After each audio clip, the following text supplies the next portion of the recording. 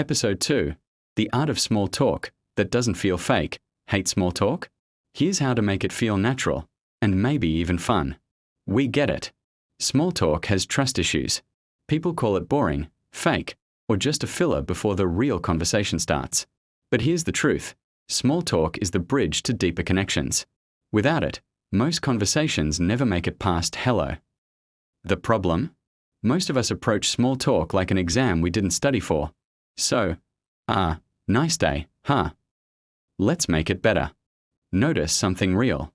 Ditch the canned lines. Look around and use something actually happening, such as, this coffee shop playlist feels like a breakup recovery soundtrack. Those socks are brighter than my Monday mood. Is it just me, or does this commute feel like a group punishment? Real observations lead to real replies. Ask better questions. Skip the yes or no traps. Instead of asking, did you have a good weekend? Try, what was the best thing you did this weekend? You're inviting a story, not a dead end. Small talk isn't an interrogation. It's a two-way street. If they say they love hiking, don't just nod.